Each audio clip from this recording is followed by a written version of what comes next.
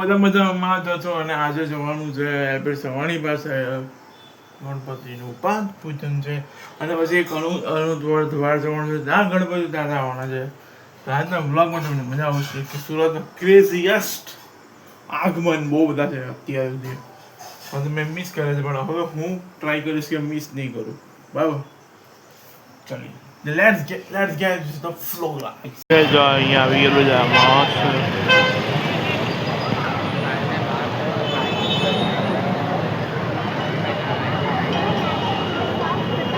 આ ગ્રુપનું નામ હતું અને આ ગ્રુપના લોકો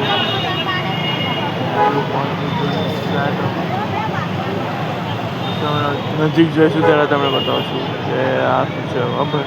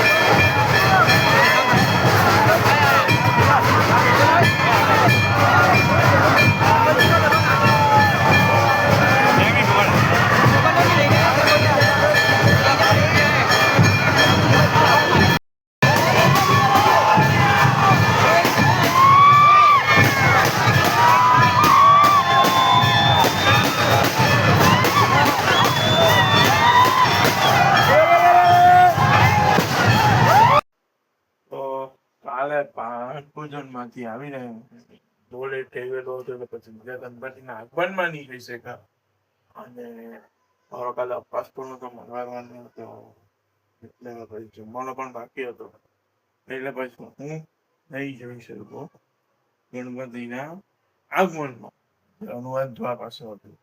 ફ્રેન્ડ્સ લોકો તો ગયેલા પણ હું નહીં ગયેલો. અહીંયા સવારની ચા રેડી થઈ ગયો છે નાઈન ધોઈને અને બહાર છે તડકો અને પહેલા થોડી વાર પહેલા વરસાદ પડી ગયો હતો ને હવે તડકો છે અને બીજું ત્યાં ગ્રીનરી છો આ મમ્મીનું બધું છે આ બધું મમ્મીએ કરેલું છે